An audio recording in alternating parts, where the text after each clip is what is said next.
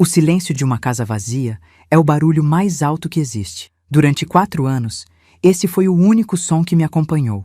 Eu me sentava naquela poltrona velha, no meu apartamento apertado, e ouvia o relógio da parede tatear os segundos, cada um deles como uma martelada no meu peito. A chuva lá fora, em novembro de 2024, não era diferente daquela que eu sentia dentro de mim desde 2020. Uma tempestade que nunca passava, um frio que nenhum cobertor conseguia aquecer.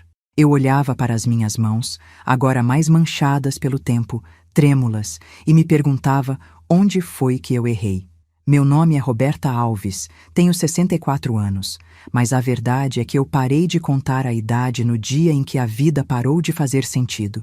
Eu fui professora a vida inteira, ensinei centenas de crianças a ler e escrever, a sonhar com o futuro, mas não fui capaz de proteger o único futuro que importava para mim, o da minha filha, Sara. Aquele dia 13 de junho de 2020 deveria ter sido o ápice de tudo o que construímos. Eu já era viúva há muito tempo, perdi meu marido quando a Sara ainda era pequena, e fomos nós duas contra o mundo por décadas.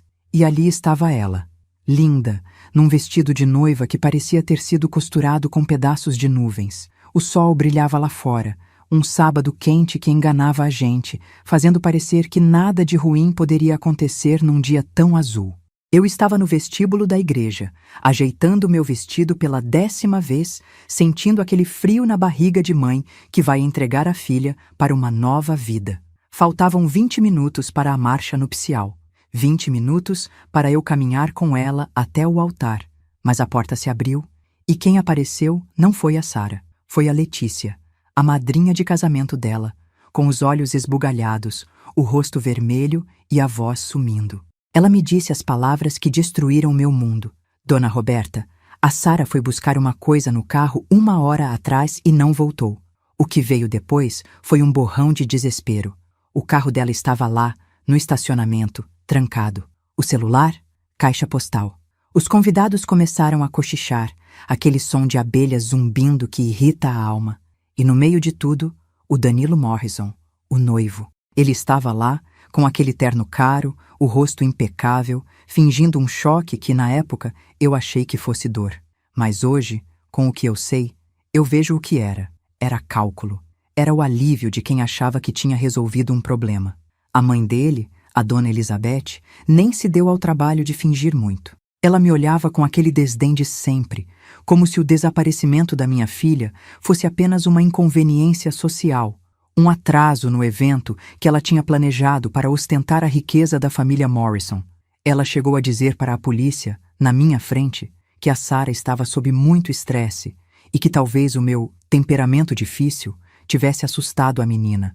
Ela tentou pintar a minha filha como uma desequilibrada e a mim como uma mãe opressora desde o primeiro minuto. Se você está ouvindo essa história e sentindo esse aperto no coração que eu vivi, se você também acredita que a justiça tarda, mas não falha, eu queria te pedir um momento. Se inscreva aqui no canal, curta esse vídeo e compartilhe com outras mulheres, com outras mães. Comentar aqui embaixo o que você faria no meu lugar também me ajuda a sentir que não estou contando isso para as paredes. Histórias como a minha precisam ser ouvidas para que ninguém mais passe pelo que eu passei.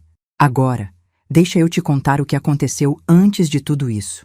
Porque para você entender o tamanho da minha dor, você precisa saber quem era a Sara para mim. A Sara não era apenas minha filha, ela era minha obra-prima. Depois que o meu marido se foi, eu me vi sozinha com uma menina de 6 anos nos braços e um salário de professora de escola pública que mal dava para o básico. Eu me lembro de cada sacrifício. Eu me lembro de deixar de comprar sapatos novos para mim durante 3 anos para que ela pudesse fazer o curso de inglês que tanto queria. Eu me lembro de chegar em casa exausta, com as cordas vocais doendo de tanto dar aula, e ainda encontrar forças para revisar a lição de casa dela, sentadas na mesa da cozinha que eu mesma tinha lixado e pintado. Nós éramos uma equipe. Ela cresceu vendo a minha luta e se tornou uma mulher íntegra, honesta até demais. Ela se formou em pedagogia, seguindo meus passos, mas também fazia contabilidade por fora, porque era um prodígio com números. Mãe, eu quero que a senhora descanse, ela dizia, enquanto passava as noites em claro organizando planilhas. Quando ela conheceu o Danilo, eu confesso que fiquei desconfiada. Os Morrison eram de outro mundo. Riqueza antiga, sobrenome de peso, casas que pareciam museus. Eu me sentia minúscula perto da Elizabeth, que sempre fazia questão de mencionar o preço de cada coisa que possuía. Mas a Sarah dizia que o Danilo era diferente, que ele a amava. E eu queria que ela fosse feliz. Eu queria que ela tivesse o conforto que eu não pude dar. Mas o preço desse conforto foi alto demais. Nos 2 dias antes do casamento, a Sarah estava estranha. Ela me ligou falando do buquê, rindo, mas a risada não chegava aos olhos. Ela disse: "Mãe, eu descobri umas coisas. Preciso ter certeza antes de falar." Eu achei que fosse bobagem de noiva, coisa de organização financeira do escritório do Danilo, onde ela estava ajudando. Como eu pude ser tão cega? Como eu pude não perceber que ela estava correndo perigo? Depois que ela sumiu, a polícia investigou por 6 meses. Foi uma tortura lenta. Eu ia à delegacia todos os dias. Eu gastava as solas dos meus sapatos e o pouco de dignidade que me restava, implorando por respostas. Mas a família Morrison tinha amigos poderosos. Eles tinham advogados que pareciam tubarões e conexões que eu nem conseguia imaginar. A teoria oficial que eles empurraram goela abaixo das autoridades foi que a Sarah teve um surto de pânico, o famoso frio na barriga, e fugiu para começar do zero. Eles diziam que ela estava infeliz, que se sentia sufocada pela minha dependência emocional. Aquilo me matava mais do que a ausência dela. Ver o nome da minha filha ser manchado, ver as pessoas me olharem com pena ou julgamento, como se eu fosse a culpada por ela ter ido embora. Eu perdi tudo. Vendi a nossa casa, aquela casa onde cada centímetro tinha uma memória.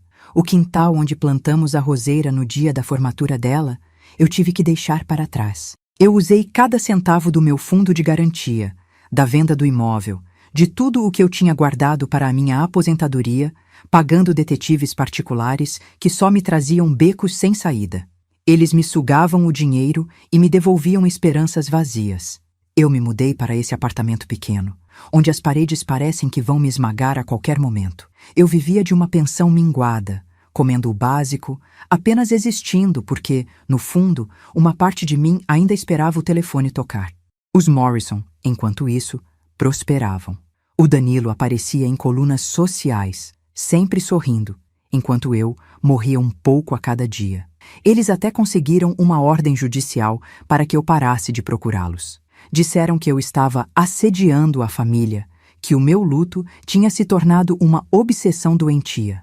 Eu estava no fundo do poço, sozinha, sem dinheiro, sem esperança e com o coração em pedaços. Foi quando, naquela tarde de chuva, em novembro de 2024, a campainha tocou. Eu nem queria atender. Achei que fosse algum cobrador ou alguém querendo vender o que eu não podia comprar. Mas a pessoa insistiu. Quando abri a porta, vi aquela mulher jovem, elegante, com uma postura que exalava uma segurança que eu não sentia há anos. Ela segurava uma pasta de couro preta, firme, como se carregasse um tesouro. "Dona Roberta, eu sou a Marcela Chen. Fui amiga da Sarah na faculdade. A senhora se lembra de mim?" Eu lembrava vagamente. Uma menina brilhante que estudava com a Sarah na biblioteca até tarde. Ela entrou no meu apartamento, olhou para a minha miséria com respeito, não com pena, e se sentou no sofá. "Dona Roberta", ela começou, e a voz dela tinha um peso que me fez arrepiar. "Eu sou advogada agora. Trabalho com direito corporativo, lido com grandes empresas, mas eu nunca consegui tirar o que aconteceu com a Sarah da minha cabeça. O Danilo Morrison sempre me pareceu artificial, perfeito demais para ser verdade. Eu passei os últimos 4 anos usando todo o meu tempo livre e os recursos que o meu cargo me permite para cavar a vida dessa família. E o que eu descobri não é só uma mentira. É um crime de proporções que a senhora não imagina." Meu coração, que eu achava que já estava morto, deu um salto doloroso. Eu olhei para aquela pasta e soube, naquele momento, que a minha vida ia mudar de novo. Só não sabia se eu estava pronta para o que vinha a seguir. Ela abriu a pasta e começou a espalhar papéis na minha mesinha de centro-bamba. Eram extratos, fotos de carros batidos, nomes de empresas que eu nunca tinha ouvido falar. "O Danilo não é um corretor de imóveis, Dona Roberta. Ele é o testa de ferro de uma quadrilha de fraudes contra as seguradoras. E quem manda em tudo, quem puxa as cordas, é a mãe dele, a Dona Elizabeth." Eu senti o chão sumir.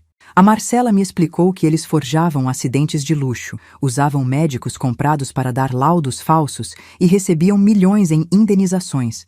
Era um esquema profissional, uma máquina de dinheiro sujo. E a Sara descobriu tudo, a Marcela disse baixinho. Ela estava fazendo as contas para ele, tentando ajudar na economia do casamento, e os números não batiam. Ela viu os sinistros repetidos, os nomes que se cruzavam. Ela confrontou o Danilo. Nesse momento, a Marcela tirou um papel da pasta. Era a impressão de um backup que ela conseguiu recuperar. Mensagens da Sara para uma antiga colega, 3 dias antes do sumiço.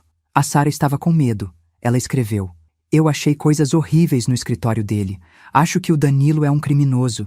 Eu vou falar com ele hoje à noite e exigir a verdade. Se ele não me explicar, eu vou na polícia." Aquelas foram as últimas palavras escritas da minha filha. Meu peito ardia. A minha menina, tão correta, tão cheia de ideais, tentou bater de frente com monstros sem saber o tamanho do abismo onde estava se metendo. Eles não podiam deixar ela falar, a Marcela continuou. Um escândalo daqueles, dias antes do casamento, destruiria a Elizabeth. Eles precisavam que ela sumisse, mas de um jeito que ninguém desconfiasse deles. Eu não conseguia mais respirar direito. Mas onde ela está, Marcela? Eles mataram a minha filha? A pergunta saiu como um rasgo na minha garganta. A Marcela segurou a minha mão. Eu não acho que mataram. Matar exige um corpo, um descarte, um risco muito grande para quem preza tanto pela imagem. Eu segui o rastro do dinheiro. Existe uma propriedade no litoral, uma casa antiga, isolada, que pertence a uma empresa de fachada da Elizabeth. Os impostos são pagos por fora. A luz está sempre alta, mas ninguém mora lá oficialmente. Eu fiz vigilância, dona Roberta. Eu vi um segurança saindo de lá para comprar mantimentos que não são para uma pessoa só. Eu tenho quase certeza. A Sara está lá. Eu me levantei num pulo. A fraqueza nas minhas pernas sumiu, substituída por uma descarga de adrenalina que eu não sentia desde a juventude. Nós vamos para lá. Agora. A Marcela tentou me acalmar. Disse que precisávamos de um plano, que a Elizabeth tinha pessoas vigiando, que o Danilo já devia saber que alguém estava mexendo no passado. Mas eu não podia esperar nem mais um segundo. 4 anos de silêncio eram o bastante. Se a minha filha estava viva, presa naquele lugar, eu ia buscá-la nem que fosse a última coisa que eu fizesse nesta terra. Eu peguei meu casaco velho, as chaves do meu apartamento e olhei para a Marcela. Você vem comigo ou eu vou sozinha? Ela assentiu, com um olhar de determinação que espelhava o meu. Nós saímos para a chuva e pela primeira vez em 4 anos eu não senti frio, eu sentia fogo. O fogo de uma mãe que finalmente ia encontrar o caminho de volta para casa. A viagem até o litoral levou pouco mais de 2 horas, mas para mim pareceu uma eternidade atravessada dentro de um túnel de memórias. Marcela dirigia com uma concentração férrea, as mãos firmes no volante, enquanto eu olhava pela janela, vendo a paisagem urbana de São Paulo ser substituída pelo verde escuro da serra e, finalmente, pelo cinza do céu marítimo.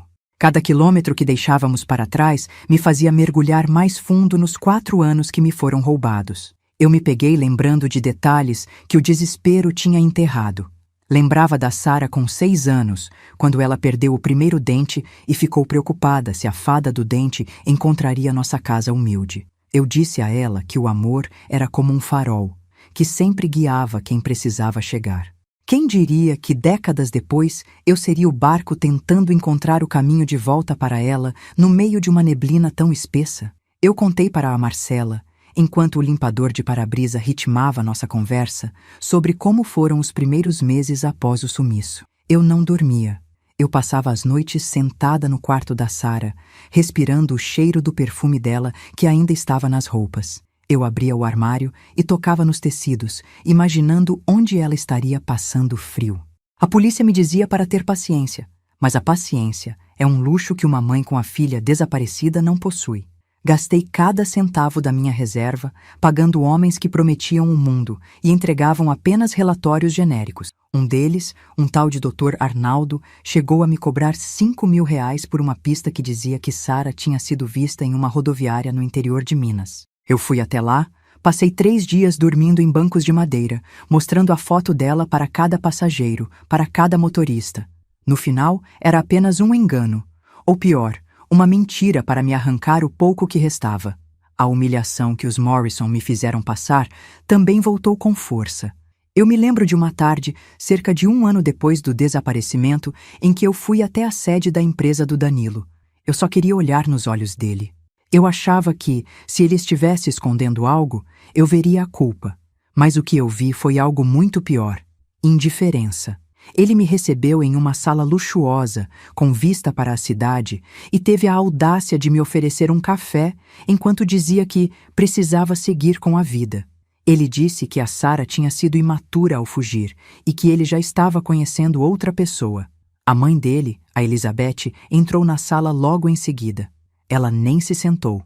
Ficou de pé com aquela bolsa que custava o preço de um carro popular e me disse que se eu continuasse a frequentar o ambiente de trabalho do filho dela, ela chamaria a segurança. A senhora é uma mulher de classe baixa, Roberta. Aceite que sua filha escolheu uma vida longe dessa sua mediocridade. Foi o que ela cuspiu na minha cara. Saí de lá trêmula, me sentindo um lixo, mas no fundo, uma chama de desconfiança começou a arder. Como alguém que dizia amar a minha filha podia falar dela com tanto desdém em tão pouco tempo? Marcela me ouvia em silêncio, ocasionalmente apertando o volante com mais força. Ela então me contou a parte dela. Marcela não estava fazendo aquilo apenas por amizade. Ela sentia uma dívida de gratidão. No primeiro ano da faculdade, Marcela passou por uma depressão severa e pensou em desistir de tudo. Foi a Sarah quem a segurou. Foi a minha filha quem dividiu os lanches com ela, quem passou noites ajudando a Marcela a estudar para as provas de direito, quem a levou para casa quando ela não tinha forças para caminhar. A Sarah me salvou, Dona Roberta. Eu prometi a mim mesma que se houvesse qualquer chance dela estar viva, eu não pararia até encontrá-la. Eu usei o sistema que os Morrison usam para o mal, para fazer o bem, ela explicou. Ela tinha acessado registros que só uma advogada com os contatos certos conseguiria. Ela descobriu que a empresa de fachada, a Litoral Empreendimentos, recebia transferências mensais da conta pessoal da Elizabeth Morrison. Valores exatos para cobrir despesas de uma casa grande e o salário de prestadores de serviço que nunca apareciam em nenhuma folha de pagamento oficial. Chegamos à cidadezinha litorânea no final da tarde. O ar era pesado, carregado de sal e da umidade típica de novembro. Marcela não foi direto para a casa. Ela era inteligente. Se formos direto, eles podem nos ver e sumir com ela antes que possamos fazer qualquer coisa, alertou. Nós paramos em uma pequena mercearia de beira de estrada, dessas que tem cheiro de fumo de rolo e café coado. Ali, Marcela pretendia encontrar nosso primeiro aliado. Ela já tinha feito um contato prévio semanas antes, fingindo ser uma interessada em comprar terrenos na região. O homem que nos esperava era o seu Valdir. Ele era um pescador aposentado, com o rosto sulcado pelo sol e mãos que pareciam raízes de árvore. Ele morava a poucos metros da propriedade dos Morrison e via tudo o que acontecia por ali. Sentamos em uma mesa nos fundos da mercearia. Seu Valdir nos olhou com cautela. Ele conhecia a fama de gente importante dos donos da casa vizinha e não queria problemas. Mas quando eu olhei para ele e disse que era a mãe da moça que estava lá dentro, algo no olhar dele mudou. Ele também tinha filhas. Dona, aquela casa é esquisita. Ele começou baixinho, quase num sussurro. Eles dizem que é depósito, mas depósito não tem luz acesa na parte de cima às 3 da manhã. E tem o rapaz, o guarda, um tal de Ricardo, sujeito grosso, anda armado na cintura, não fala com ninguém. Ele busca comida na cidade toda semana, mas sempre volta rápido. E tem o outro, um mais velho, que chega de vez em quando num carro preto de vidro escuro. Meu coração disparou. O carro preto. Eu já tinha visto aquele carro saindo da mansão dos Morrison, em São Paulo. Seu Valdir nos deu o mapa da mina. Ele explicou que a casa ficava no final de uma península, cercada por mata fechada de um lado e pelo mar batendo nas rochas do outro. Só havia uma estrada de acesso, vigiada por câmeras. Mas tem um caminho por trás, pela trilha dos pescadores. É difícil, as pedras escorregam muito, ainda mais com essa chuva. Mas dá para chegar no fundo do terreno sem ser visto, ele explicou. Marcela tirou da pasta um binóculo profissional e um equipamento de gravação. Ela tinha pensado em tudo. Precisávamos de provas, precisávamos de algo que a polícia não pudesse ignorar, especialmente com as conexões da Elizabeth. Seu Valdir se ofereceu para nos guiar pela trilha. Eu não vou entrar na briga, mas eu levo as senhoras até o Muro dos Fundos. Ninguém merece passar o que a senhora está passando, ele disse, apertando a minha mão. A subida pela trilha foi um desafio para os meus 64 anos e para o meu joelho, que já não é mais o mesmo desde que levei um tombo na escola, anos atrás. A lama grudava nos sapatos, a chuva fina fustigava o rosto e o som do mar batendo contra as pedras lá embaixo era um lembrete constante do perigo. Mas eu não sentia dor. Eu sentia uma força que vinha de algum lugar profundo, uma reserva de energia que só as mães conhecem. Marcela ia na frente, verificando o sinal do celular e preparando a câmera. Quando finalmente chegamos ao ponto mais alto, seu Valdir apontou para baixo. Entre as árvores, lá estava ela. Uma construção antiga, de 2 andares, com paredes descascadas pela maresia e janelas altas. No andar de cima, havia grades grossas, de ferro, que não combinavam com uma casa de veraneio. Ficamos ali, escondidas entre a folhagem, por quase 2 horas. Meus pés estavam gelados, mas eu não conseguia desviar o olhar. Vimos o guarda, o Ricardo, sair na varanda para fumar. Ele era exatamente como o seu Valdir descreveu. Grande, com um jeito de quem não hesitaria em usar a força. Ele checou o perímetro, olhou para os lados e voltou para dentro. Pouco depois, uma luz se acendeu no quarto com grades. Uma sombra se moveu contra a cortina fina. Eu senti um choque elétrico percorrer minha espinha. A silhueta, o jeito de caminhar, mesmo que apenas um vulto. Era ela. Era a minha Sara. Eu quase gritei o nome dela, mas Marcela tapou minha boca rapidamente. Ainda não, dona Roberta. Precisamos filmar o guarda e a movimentação. Precisamos que o Danilo apareça se ele vier hoje. A espera foi torturante. Enquanto observávamos, Marcela me mostrava no tablet as provas financeiras que ela tinha consolidado. O esquema era gigantesco. Eles não apenas forjavam acidentes, eles usavam aquela propriedade no litoral como um centro de logística para as peças dos carros que eram destruídos nos relatórios, mas que na verdade eram desmanchados e vendidos. A Sara deve ter descoberto as notas fiscais dessa casa. Ela deve ter percebido que o dinheiro da seguradora estava vindo para cá, explicou Marcela. Era um crime perfeito, um local remoto, vigiado, onde ninguém perguntava nada. E no meio de tudo isso, minha filha servia como moeda de troca ou como garantia de que o esquema permaneceria em segredo. Se a Sara falasse, os Morrison perderiam tudo: a fortuna, o status e a liberdade. Por isso eles a mantinham ali, em uma prisão de luxo que, na verdade, era um inferno de isolamento. Por volta das 8 da noite, o carro preto que o seu Valdir mencionou apareceu na estrada. Ele passou pelo portão automático e parou na frente da casa. Meu sangue ferveu. Danilo Morrison desceu do carro. Ele não parecia o noivo desolado de 4 anos atrás. Ele parecia um homem de negócios, impaciente, carregando uma maleta. Ele entrou na casa e, minutos depois, a luz do quarto com grades ficou mais forte. Pudemos ver através da fresta da cortina o vulto de uma discussão. Danilo gesticulava, parecia gritar. A sombra da mulher se encolhia. Aquilo me rasgou a alma. Minha filha estava ali, sendo intimidada pelo homem que prometeu amá-la diante de Deus. Marcela estava gravando tudo. Isso é ouro, dona Roberta. Temos o Danilo no local onde uma pessoa desaparecida está sendo mantida. Temos a prova da conexão. Mas então, algo deu errado. O rádio que o guarda Ricardo carregava na cintura começou a chiar alto. Ele saiu da casa rapidamente, olhando para a trilha onde estávamos. Talvez tenhamos feito algum barulho, ou talvez uma das câmeras térmicas que eles instalaram nos tenha detectado. Eles sabem que tem alguém aqui, sussurrou seu Valdir, já começando a recuar. Precisamos sair agora. O pânico tentou se instalar, mas a Marcela foi rápida.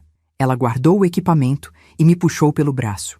Dona Roberta, se eles nos pegarem aqui agora, eles movem a Sara de lugar em 10 minutos e nunca mais a encontraremos. Precisamos ir para a delegacia da cidade vizinha agora mesmo. Eu tenho um contato na corregedoria que não responde aos Morrison. Descemos a trilha quase caindo. A adrenalina era a única coisa que me mantinha de pé. Ouvimos o som de passos pesados na mata atrás de nós e o brilho de lanternas cortando a escuridão. Seu Valdir nos guiou por um atalho entre as pedras que só alguém que viveu a vida inteira ali conheceria. Conseguimos chegar ao carro da Marcela pouco antes de uma caminhonete despontar na estrada principal. Ela arrancou com os pneus fritando no cascalho, as luzes apagadas para não chamar atenção, até ganharmos distância. O silêncio dentro do carro agora era carregado de uma urgência desesperadora. Nós tínhamos as fotos, tínhamos os vídeos, tínhamos os documentos. Mas agora eles sabiam que o cerco estava fechando. Era uma questão de horas, talvez minutos, até que Elizabeth desse a ordem final para apagar todos os vestígios. E o maior vestígio de todos era a minha filha. Marcela dirigia como se estivesse em uma pista de corrida, enquanto falava ao telefone com termos jurídicos que eu mal compreendia, mas o tom de voz dela era de guerra. Eu não quero saber da jurisdição local. Eu quero o destacamento especial. Temos um sequestro em andamento e provas de fraude bilionária contra o Estado, ela gritava. Eu olhava para trás, vendo as luzes da pequena cidade litorânea desaparecerem e rezava. Rezava como nunca tinha rezado na vida. Pedia que a Sara aguentasse só mais um pouco. Pedia que o amor que nos uniu por todos aqueles anos fosse um escudo em volta dela. Nós tínhamos o plano, tínhamos os aliados e agora tínhamos a prova. A descoberta que Marcela trouxe para a minha porta estava prestes a se tornar o confronto que definiria nossas vidas. O esquema dos Morrison estava começando a ruir, mas eu sabia que uma fera acuada é a mais perigosa de todas. E Elizabeth Morrison não ia cair sem tentar levar todos nós junto com ela. O barulho dos pneus no cascalho parecia um tiro no silêncio daquela estrada de terra. Eu estava com o coração na boca, olhando pelo vidro de trás, esperando ver os faróis daquela caminhonete surgirem na escuridão a qualquer momento. Marcela dirigia com uma frieza que me impressionava, trocando as marchas com rapidez enquanto o limpador de para-brisa lutava contra a chuva que voltava a engrossar, batendo no teto do carro como 1000 punhos fechados. Eu olhei para as minhas mãos e elas não paravam de tremer. Não era de frio, embora o ar úmido do litoral estivesse gelado, era uma mistura de pavor e uma esperança tão violenta que chegava a doer. Eu vi a Sara. Pela primeira vez em 4 anos, eu tive a prova de que não estava louca, de que meu instinto de mãe nunca tinha falhado. Ela estava viva, a poucos metros de mim, presa atrás daquelas grades. Enquanto nos afastávamos daquela casa maldita, minha mente começou a viajar de volta para aquele fatídico 13 de junho de 2020. A gente sempre acha que essas tragédias só acontecem com os outros, na televisão ou nos jornais. Naquela manhã, o céu estava tão azul que parecia uma pintura. A Sara estava radiante. Eu me lembro de ajudá-la a calçar os sapatos, de ver o brilho nos olhos dela. Ela era a minha única filha, o meu tesouro que eu protegi com unhas e dentes depois que fiquei viúva. Eu passei 30 anos dando aula para crianças, enfrentando salas cheias, barulho e cansaço, tudo para garantir que ela tivesse o melhor. E ali estava ela, pronta para caminhar até o altar. Eu deveria estar ajustando o véu dela no camarim da igreja. Em vez disso, eu estava ouvindo a Letícia chorar, dizendo que a Sara tinha ido buscar algo no carro e simplesmente evaporado. Lembro-me perfeitamente da expressão do Danilo naquele dia. Ele estava com um noivo impecável, mas quando a notícia do sumiço se espalhou, ele não saiu correndo para procurar por ela. Ele ficou parado, conversando baixo com a mãe dele, a Elizabeth. Na época, eu achei que ele estava em choque, mas agora a imagem dele gesticulando no escuro daquela casa no litoral não saía da minha cabeça. Ele não estava sofrendo, ele estava calculando. E a Elizabeth, aquela mulher que sempre me tratou como se eu fosse poeira sob os pés dela, assumiu o controle da situação imediatamente. Ela disse aos policiais, com uma voz cheia de uma preocupação falsa, que a Sara estava sob estresse e que eu, com o meu jeito difícil, tinha causado tudo aquilo. Ela tentou convencer todo mundo de que eu era o problema, de que minha filha tinha fugido para se livrar de mim. E o pior é que por um tempo eles conseguiram. A polícia investigou por 6 meses e não encontrou nada. Nenhuma prova de crime, nenhuma pista. A conta bancária da minha filha continuava intocada.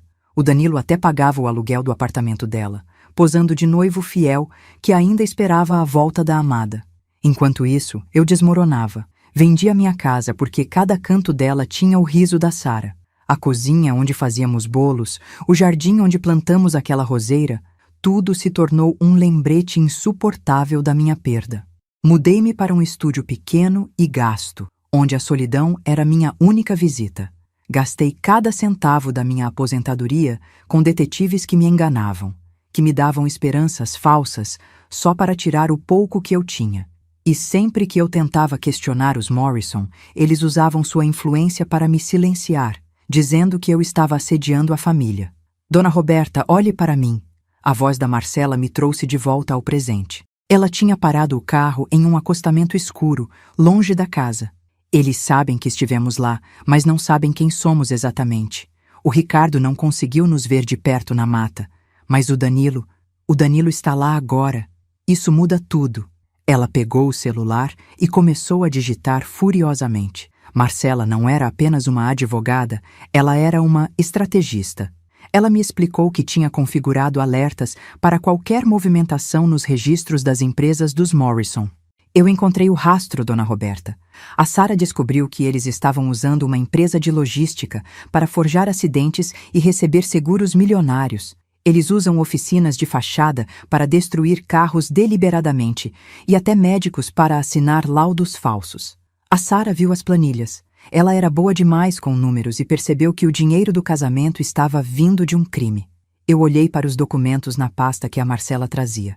Eram mensagens da Sara, recuperadas de um backup antigo, onde ela dizia a uma amiga que precisava confrontar o Danilo sobre o que tinha encontrado. Aquilo foi o que selou o destino dela. Os Morrison não podiam deixar que ela abrisse a boca. Elizabeth tem conexões com juízes, políticos e até com gente dentro da polícia. Eles precisavam que a Sara sumisse de um jeito que parecesse uma escolha dela. Eles a mantêm lá, Dona Roberta, para garantir que ela não fale. Provavelmente disseram que, se ela tentasse fugir, eles fariam algo contra a senhora. Ela ficou lá esses 4 anos para te proteger. Ao ouvir aquilo, um soluço escapou do meu peito. Minha filha, minha doce Sara, estava vivendo um pesadelo para que eu pudesse continuar segura. Nós não vamos para a polícia local, Marcela disse com determinação, dando a partida no carro novamente. Se a Elizabeth tem gente lá, eles vão avisá-la e a Sara vai desaparecer antes de chegarmos. Vamos para a capital. Eu tenho um contato na Delegacia de Combate à Corrupção. Alguém que não pode ser comprado pelos Morrison. A viagem de volta parecia durar séculos. Eu fechava os olhos e via o rosto da minha filha, pálido, contra a cortina daquela janela com grades. Eu lembrava dela pequena, das noites que passamos lendo histórias, de como ela era cheia de vida. E pensar que ela passou 4 anos trancada naquele lugar, ouvindo o som do mar e as ameaças daquele guarda. Era uma dor que eu não desejava nem para o meu pior inimigo. Chegamos à delegacia na capital, já passava das 11 da noite. Marcela entrou com a pasta debaixo do braço, com uma postura de quem ia para a guerra. O guarda na recepção tentou nos barrar, mas ela não deu espaço. Diga ao delegado Fonseca que a doutora Marcela Chen está aqui com as provas do caso Morrison. Agora. Em poucos minutos, estávamos em uma sala fechada, com o ar-condicionado gelado e o cheiro de café forte. O delegado era um homem sério, com olhos que já tinham visto de tudo. Marcela começou a espalhar as fotos que tiramos na trilha, os vídeos do Danilo entrando na casa e os registros financeiros. Delegado, minha filha está naquela casa, eu disse, e minha voz não tremeu. Ela está sendo mantida presa há 4 anos por causa desse esquema de fraude. Eu a vi. Eu vi o noivo dela, o homem que deveria protegê-la, gesticulando para ela atrás de grades. Eu não vou sair daqui sem uma equipe de resgate. O delegado olhou para os papéis e depois para mim. Ele viu a verdade nos meus olhos, a verdade que ninguém quis ouvir durante 4 anos. Ele pegou o telefone. Quero uma equipe tática pronta em 10 minutos. Vamos fazer um cerco na propriedade de Atibaia. E quero mandados de busca e apreensão para as residências de Danilo e Elizabeth Morrison imediatamente. Enquanto os policiais se preparavam, Marcela me levou para um canto. Dona Roberta, agora vem a parte mais difícil. Eles vão tentar negar tudo. Vão dizer que a Sara estava lá por vontade própria ou que nós forjamos as provas. Precisamos que ela mesma fale. Precisamos chegar lá antes que eles a intimidem mais uma vez. Eu assenti. Eu não tinha medo de armas ou de guardas. Eu era uma mãe que tinha encontrado o rastro da sua cria, e nada na terra ia me impedir de chegar até ela.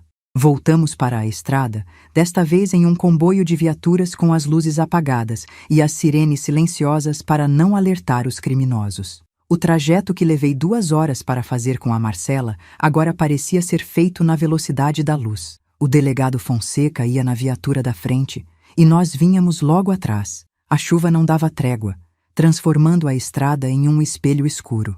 Eu pensava no que diria para a Sara quando a visse. Eu queria pedir perdão por ter demorado tanto.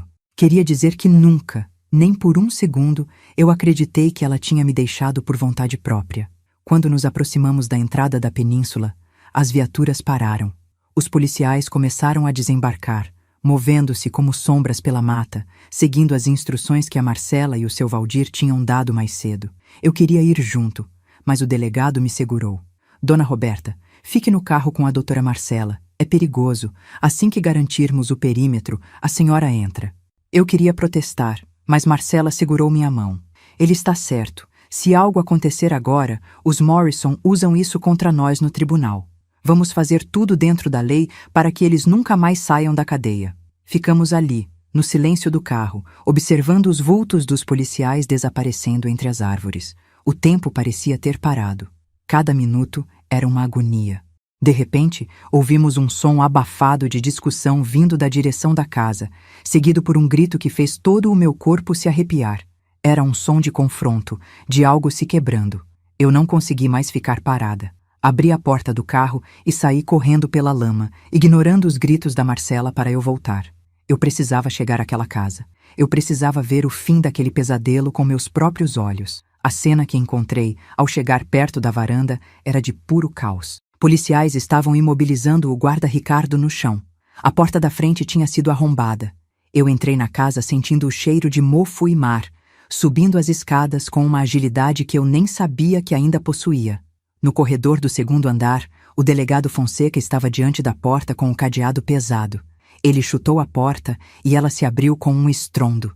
Lá dentro, no meio do quarto pequeno, iluminada apenas por uma lâmpada fraca que pendia do teto, estava a minha Sara.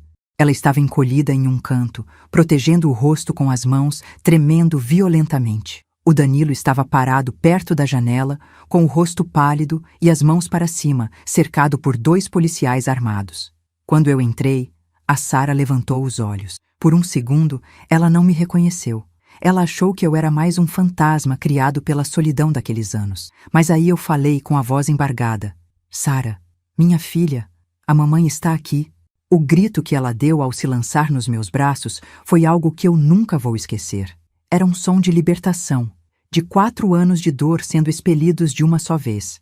Eu a segurei com toda a força que eu tinha, sentindo como ela estava magra, como o coração dela batia acelerado contra o meu peito. Mãe, você me achou!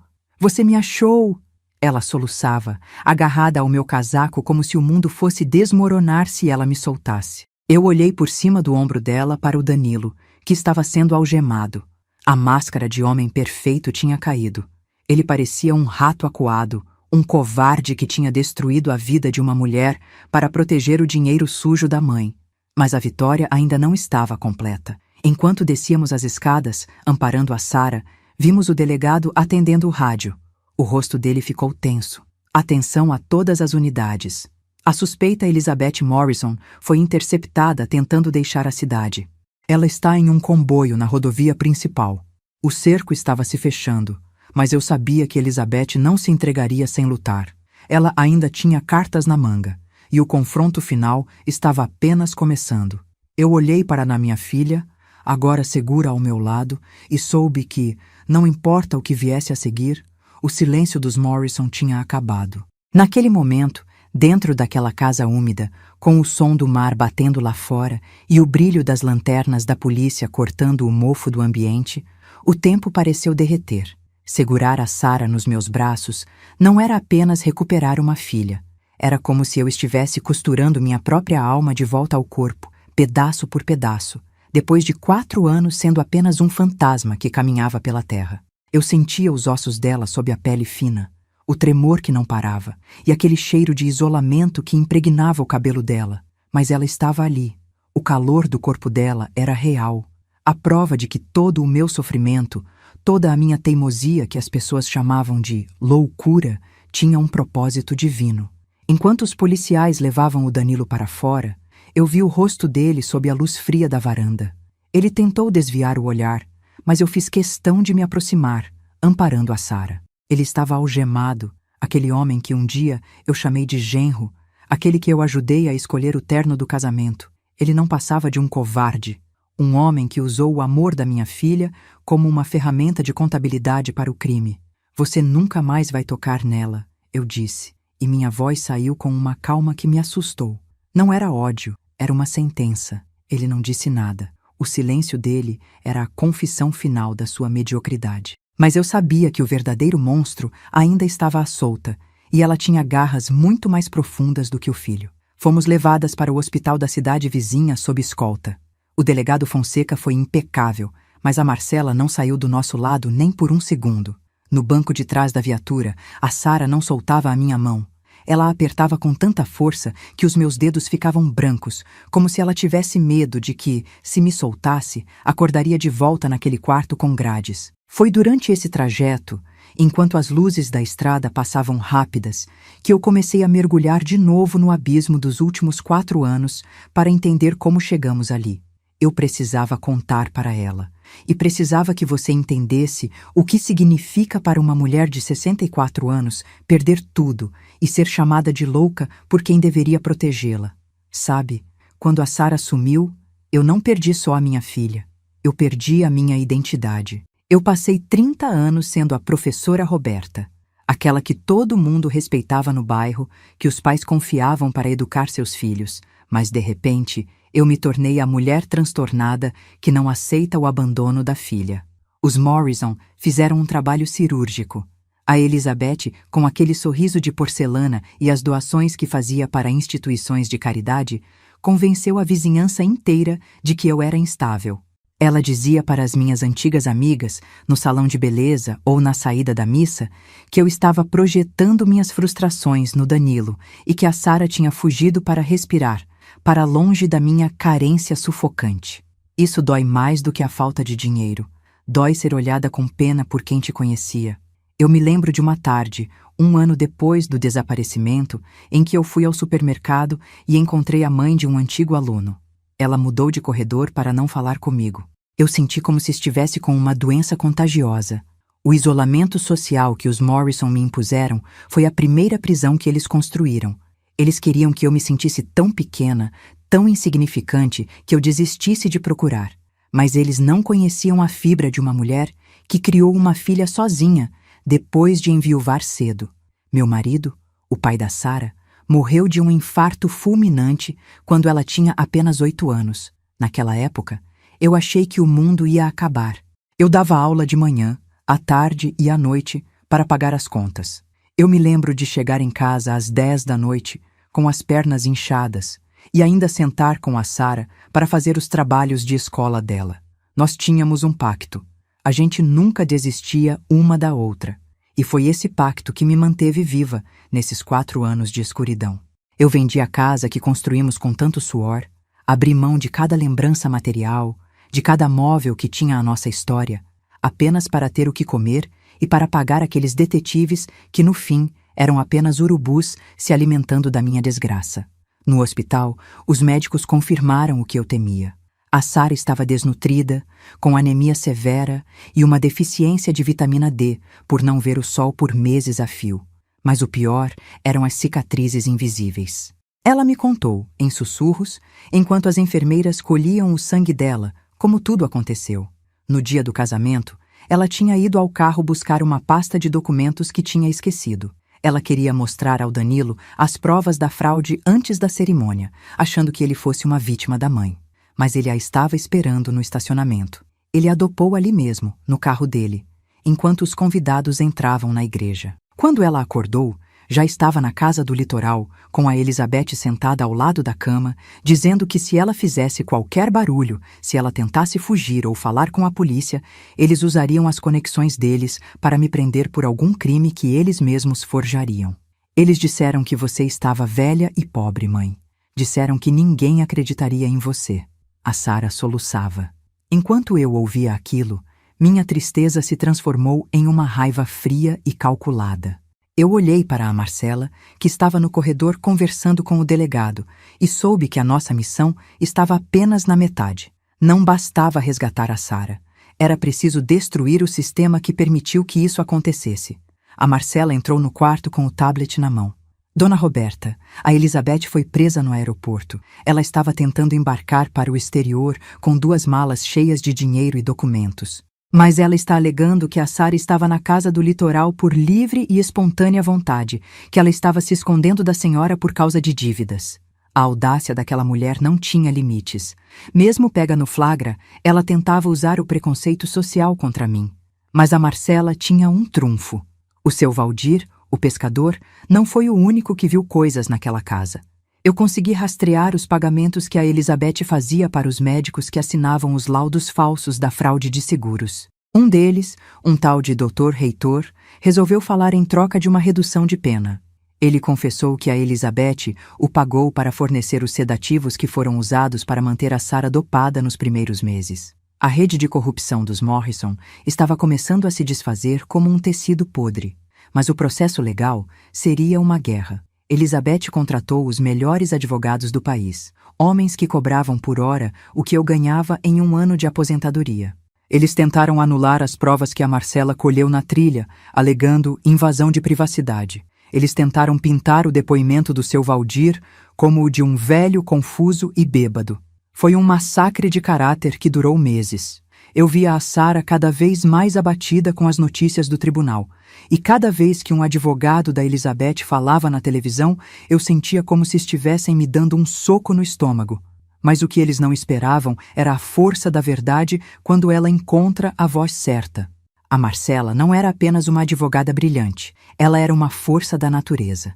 Ela começou a convocar outras vítimas dos Morrison.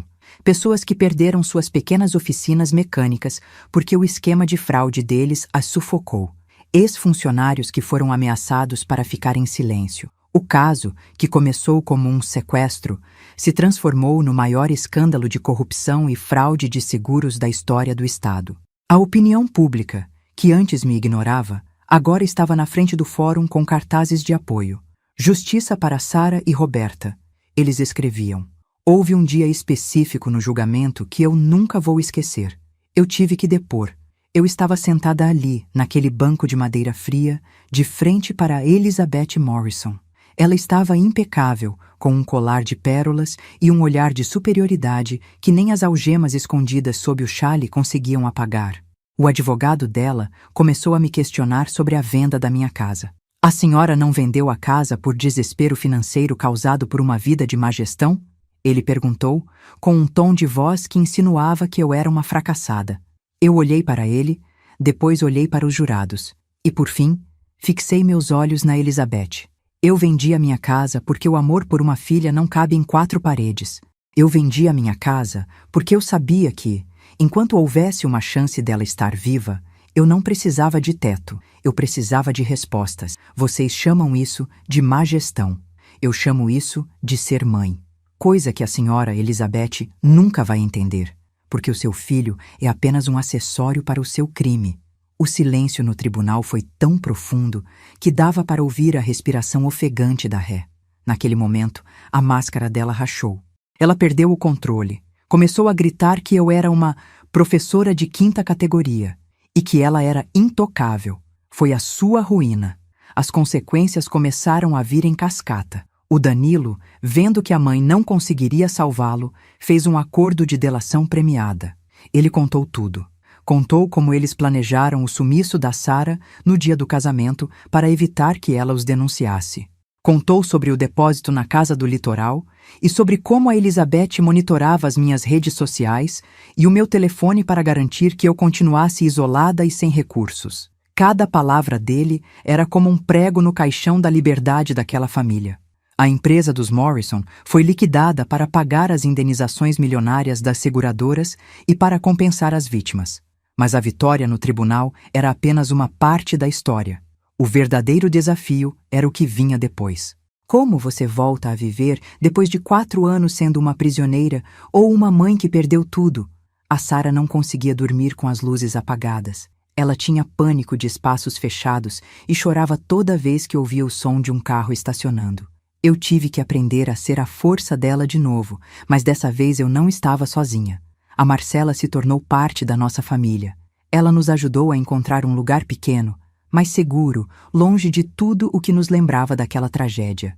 Nós passamos meses apenas cuidando uma da outra. Eu fazia os pratos favoritos dela, aqueles que ela sentia falta. O arroz com feijão bem temperado, o bolo de cenoura com cobertura de chocolate. A gente conversava por horas na varanda, vendo o pôr do sol, tentando recuperar o tempo perdido. Mas a reconstrução é lenta. Houve dias em que eu achei que nunca mais veria a Sarah sorrir de verdade. Dias em que a injustiça de tudo o que passamos parecia pesada demais para carregar. Foi preciso muita terapia, muita paciência e, acima de tudo, a aceitação de que o passado não podia ser mudado, mas o futuro ainda era nosso. E o que aconteceu com os vilões? Bom, a justiça no papel é uma coisa, mas a vida tem o seu próprio jeito de cobrar as dívidas. A Elizabeth foi condenada a 30 anos de prisão. Ela, que sempre prezou pelo luxo e pelo status, agora vive em uma cela úmida, dividindo o espaço com o tipo de pessoa que ela sempre chamou de lixo. O Danilo pegou 25 anos. As conexões dele sumiram assim que o dinheiro acabou. Os amigos poderosos foram os primeiros a virar as costas. O império dos Morrison ruiu, e no lugar dele ficou apenas o rastro de destruição que eles mesmos causaram. Eu olho para trás hoje e vejo que aquela noite de novembro de 2024 foi o começo de um novo capítulo. Mas a história ainda tem muito a ser contada. A cura não termina com uma sentença de juiz. Ela acontece nos pequenos momentos de paz. Se você quer saber como foi o primeiro Natal da Sarah em liberdade, como ela conseguiu voltar a dar aulas e como nós finalmente conseguimos plantar aquela nova roseira no nosso novo jardim, você precisa continuar acompanhando. A vitória sobre os Morrison foi grande, mas a vitória da Sarah sobre o trauma é o que realmente importa. A condenação da Elizabeth e do Danilo não foi um evento rápido, daqueles que a gente vê em filme onde o juiz bate o martelo e tudo se resolve em 5 minutos. Foi uma guerra de desgaste. Durante meses, eu e a Sarah vivemos em um estado de suspensão, como se estivéssemos prendendo a respiração debaixo d'água, esperando o momento de emergir. O tribunal se tornou a nossa segunda casa, mas era uma casa fria, cheia de mármore e de pessoas que ganhavam a vida transformando a nossa tragédia em parágrafos de leis. Eu via a Elizabeth sentada lá, sempre com uma postura impecável, como se o banco dos réus fosse um trono. Ela nunca baixou a guarda. Mesmo quando os laudos periciais mostravam as transações bancárias da Litoral Empreendimentos saindo direto das contas dela, ela mantinha aquele olhar de quem estava acima de todos nós. A estratégia da defesa deles foi cruel. Eles tentaram, de todas as formas, invalidar o depoimento da Sarah.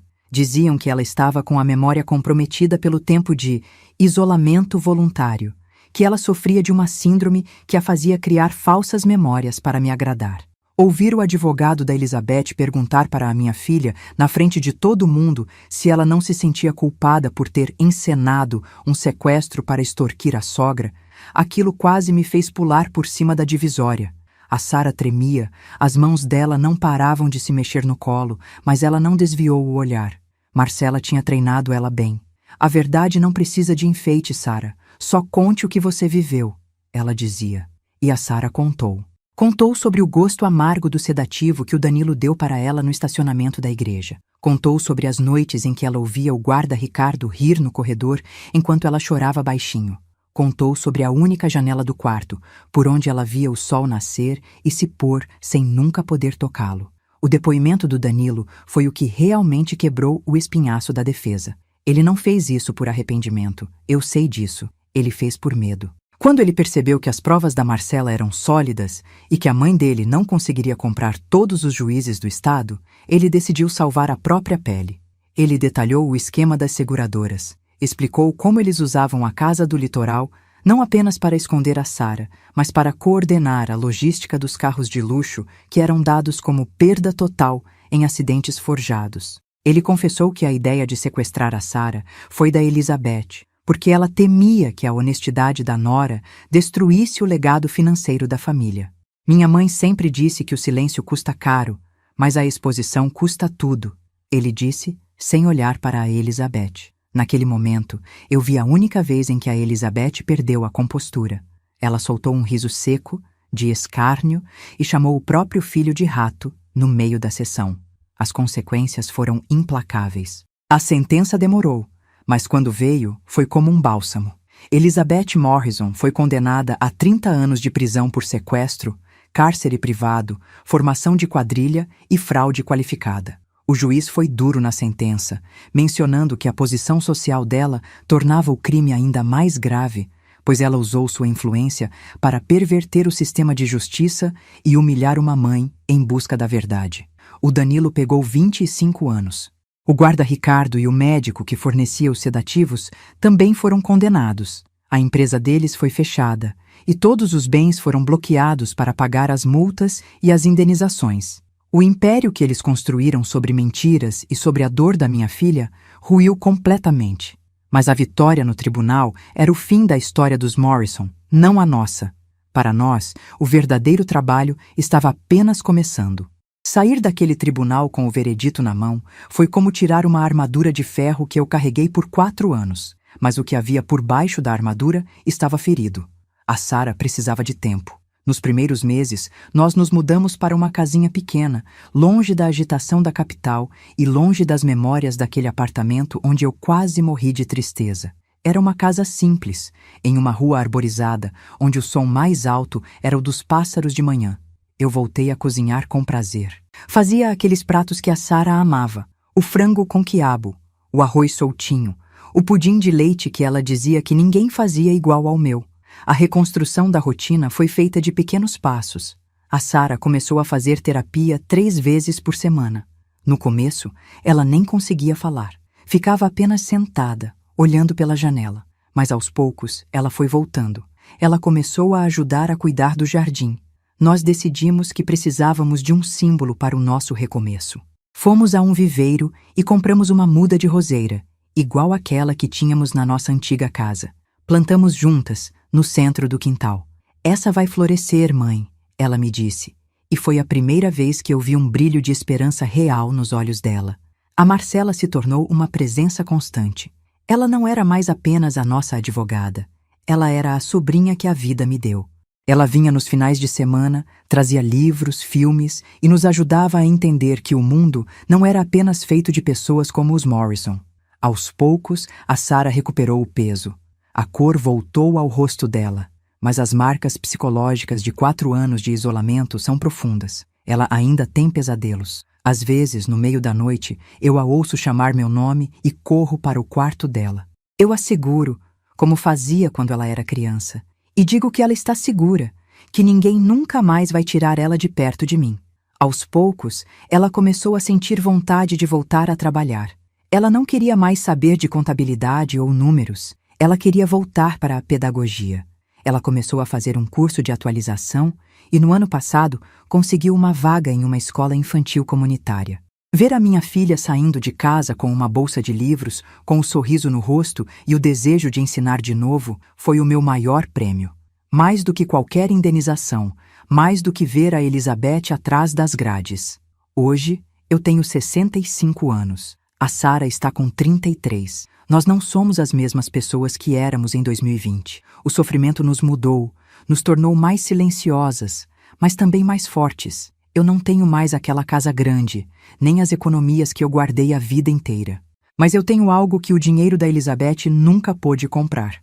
Eu tenho paz. Eu sento na minha varanda no final da tarde, vejo a Sarah chegando do trabalho e agradeço a Deus por ter me dado a teimosia necessária para nunca acreditar naquelas mentiras. Eu penso muito no seu Valdir, o pescador, e em como um ato de bondade de um estranho pode mudar o destino de uma vida. Eu penso na Marcela e na força de uma amizade que não se curva diante do poder. Muitas vezes, as pessoas me perguntam como eu aguentei, como eu não desisti quando tudo parecia perdido. A verdade é que eu não sou uma heroína. Eu sou apenas uma mãe. E para uma mãe, a palavra desistir não existe no dicionário quando se trata de um filho. O amor que eu sinto pela Sarah foi o farol que me guiou no escuro, mesmo quando as pilhas da minha esperança estavam acabando. A história dos Morrison serve para lembrar que o mal pode ser organizado, pode ter dinheiro e pode ter poder, mas ele é sempre oco por dentro. Ele não tem raízes. O nosso amor, por outro lado, é profundo.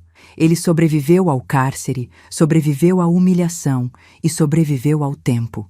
Se você está passando por uma injustiça, se alguém está tentando te convencer de que a sua verdade é loucura, ou se você perdeu algo que parecia insubstituível, não deixe que eles apaguem a sua luz. A justiça pode demorar, ela pode parecer cega e às vezes até surda, mas quando ela chega, ela é absoluta.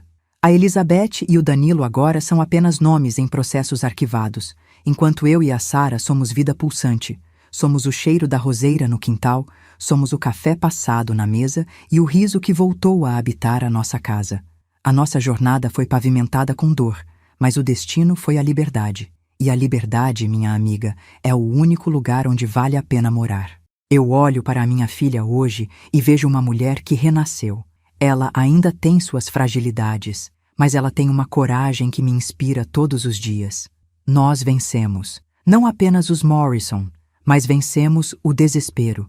E se essa minha história puder servir de conforto para apenas uma mãe que hoje está chorando escondida, sentindo que não tem mais forças, então tudo o que eu passei já terá valido a pena. Porque no fim das contas, a justiça dos homens é necessária, mas a justiça do amor é o que realmente nos mantém de pé. A Sarah está em casa, e enquanto eu respirar, ela nunca mais estará sozinha.